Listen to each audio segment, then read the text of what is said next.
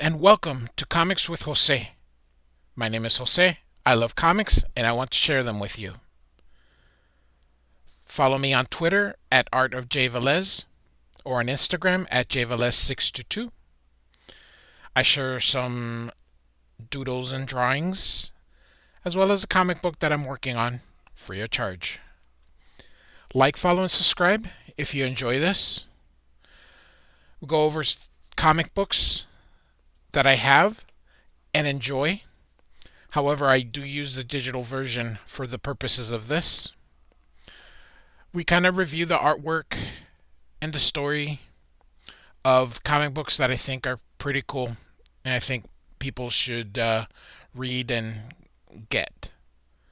Hope you enjoy it. Hello, everyone. Thanks so much for joining me here as we talk about my favorite subject, comic books. My name is Jose. I love comic books and I want to share them with you.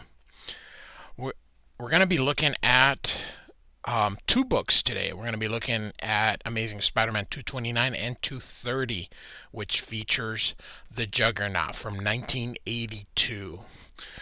This is a really cool story. I have them in the individual issues in not very good shape because kids should not have, or when they have comic books, they take them to school and they do all sorts of stuff with them. So it's in pretty crappy condition, but that's okay. They are meant to be read. So it's a little bit because I don't sell them and I don't plan on selling them ever, but once in a while you go, oh man, if only I would have kept it in fine condition or whatever. But you know what? Comics are meant to be enjoyed and read. So this is why digital is so cool for a bunch of reasons. So this story I also have on a digest, in a small little digest that was reprinted in black and white during the early 2000s. And then I have a trade paperback also. So this is written by Roger Stern with pencils by John Romita Jr. and the inker is Jim Mooney. So basically the premise is that Black Tom Cassidy will dispatch the Juggernaut to kidnap Madame Web in a hope that her psychic powers will help them defeat the X-Men. That's essentially what these two episodes are for or are about. So we'll get in here. So first we get a really cool cover by John Romita Jr., which features the Juggernaut right behind him. Can't see his eyes or anything. Love the lettering right there. And Spider-Man holding Madame Web with John Romita Jr. and Al Milgrom inking the cover. Al Milgrom is a good inker. So I don't like his pencils, but I do like his brush, meaning that he does that nice thick brush. So we'll look at that cover one more time here, which I think it's just pretty cool. So all right, here we go. So basically, Madame Web is seeing visions that she's going to be attacked by a large figure. Now, based on the cover, we know who it is. So, and she sees Spider-Man, so she obviously believes that he's the only one that can help her against the Juggernaut. So, we go through her vision here. And she wakes up. Madame Web is still around, but she's been de-aged. She's just a different character. I believe it's not the same. It's not the same person, but so she calls Peter's apartment, and she says, "Spider-Man, I need your help." And of course, nobody knows at this time that Peter Parker is Spider-Man. So he's like, "Wait, who is this?" And so Madame Web basically needs him. So,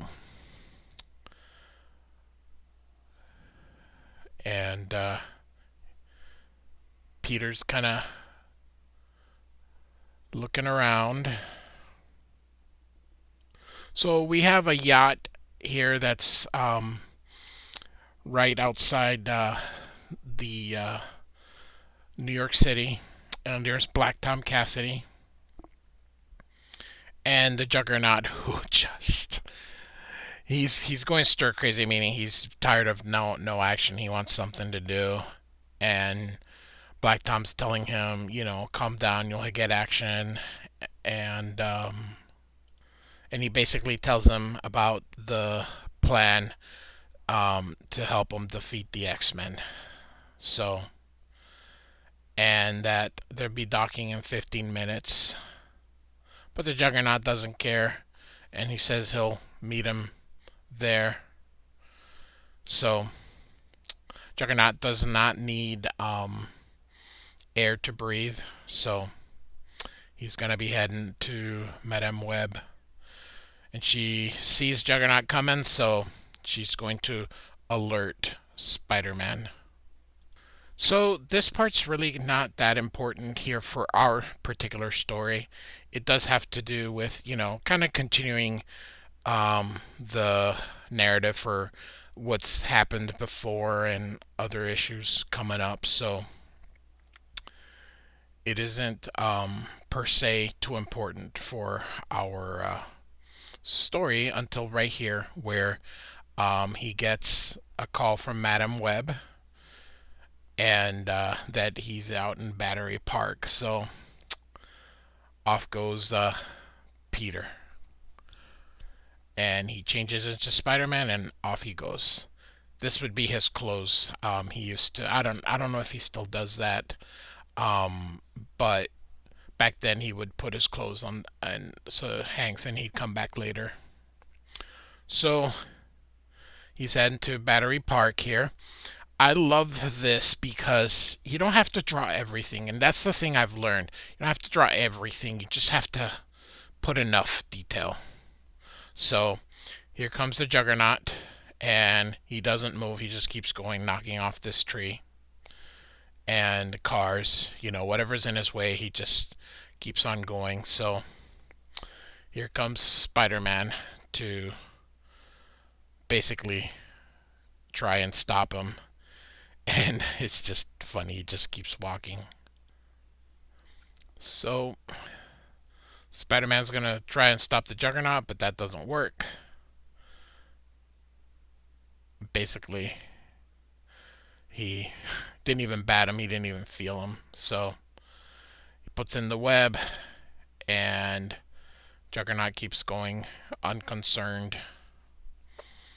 This is really cool, kind of showing Spider-Man struggling to, break the road there so he can see if that hole is able to stop him. Juggernaut, who doesn't even avoid the hole, falls into the hole and comes out. And so, like I said, Spider-Man keeps trying to stop him. He's just not able to. Juggernaut's too strong. Meantime, everything's getting wrecked. And so Madame Web tells him that Juggernaut is basically, his power is related to this Citorek,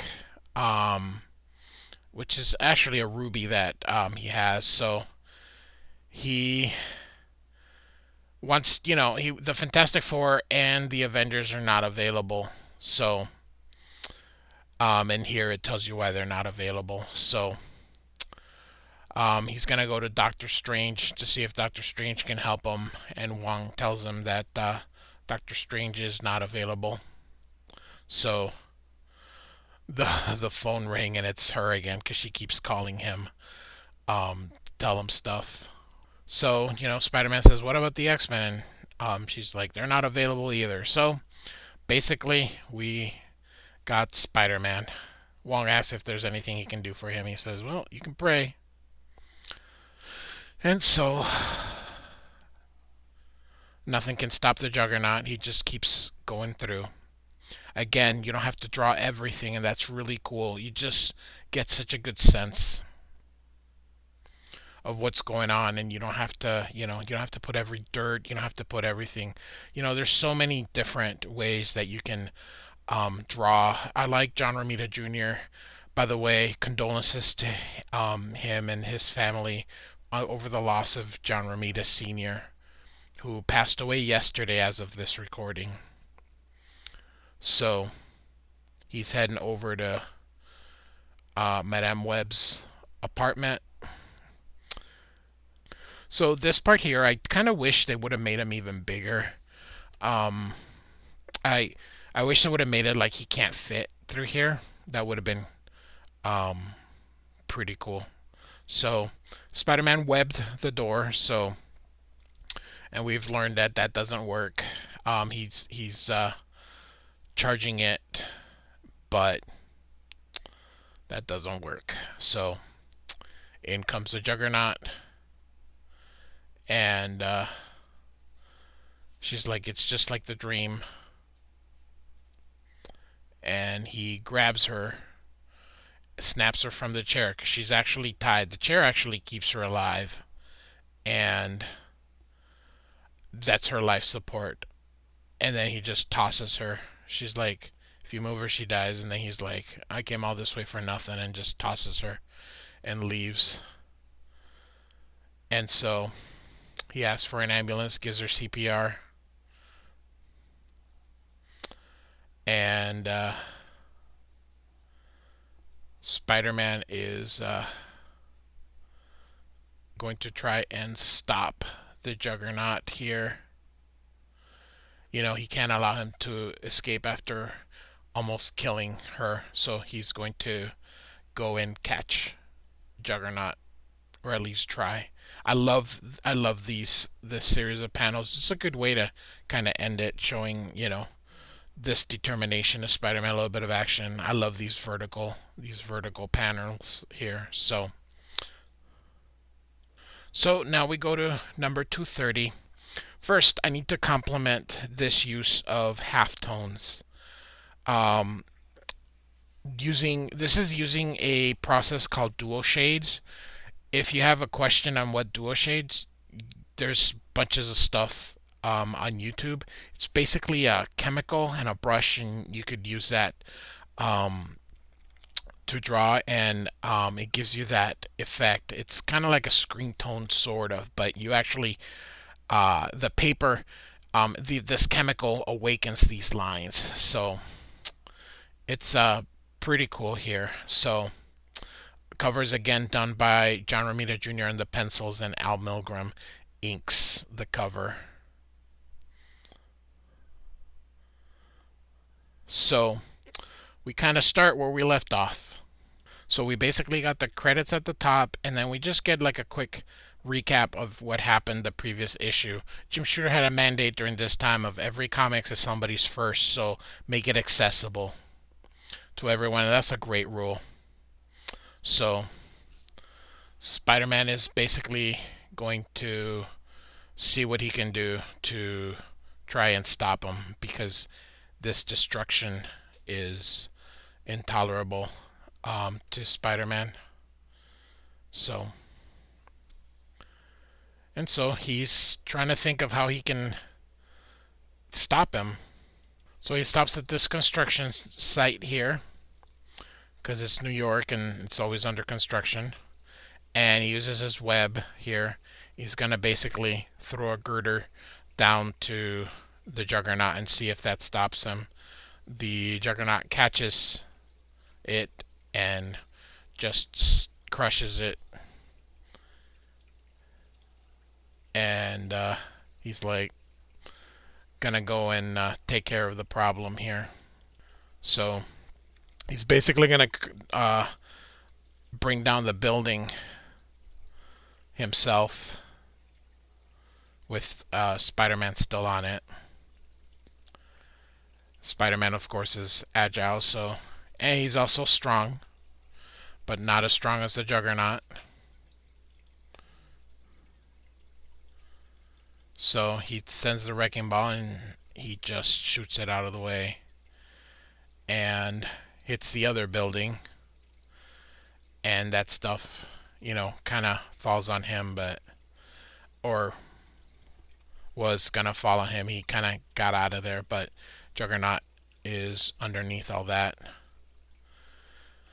And so people come to rescue him, and he thinks that he got the Juggernaut out, or he was able to stop him.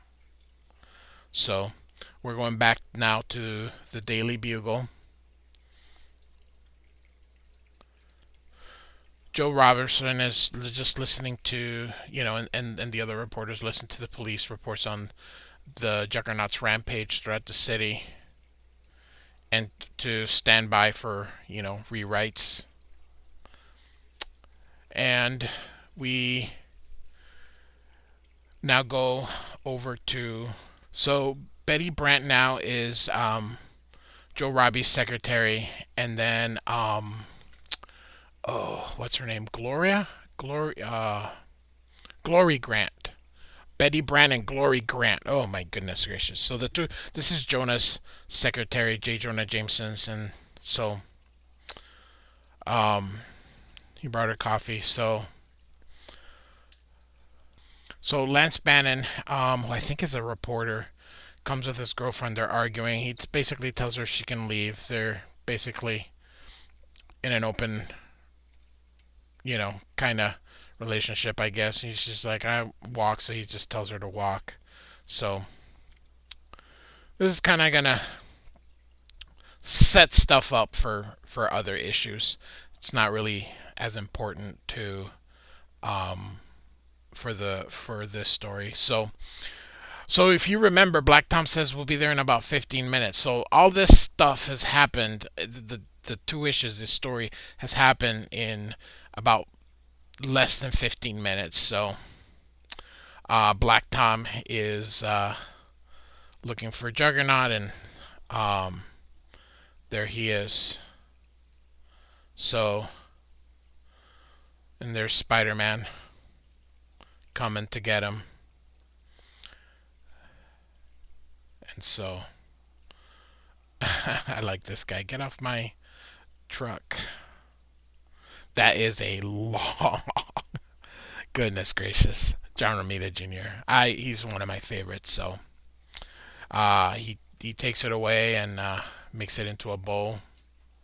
Those things are not that big. So, John Romita is famous for these kind of running poses. So from the very beginning, he's been able to do this. So, and here comes Juggernaut, and Spider-Man's basically gonna drive this truck into him, and he's like, this can't hurt me, nothing can, and then you get a big explosion. So Black Tom's just been watching this. Spider-Man hopes he at least managed to stop him, but here comes the Juggernaut, and the water extinguishes the flames, and now Juggernaut is just so angry. So he's gonna try and get rid of Spider-Man. So it's a really cool story, watching Spider-Man who just never give up. This is why he's Marvel's #1 hero. So, and the floor hasn't set, it's cement, and Juggernaut is sinking. And so the Juggernaut is basically stopped for now. So Peter had taken, used to take pictures of the Juggernaut fighting Spider-Man. This is how he makes a living, and gives it to his editor.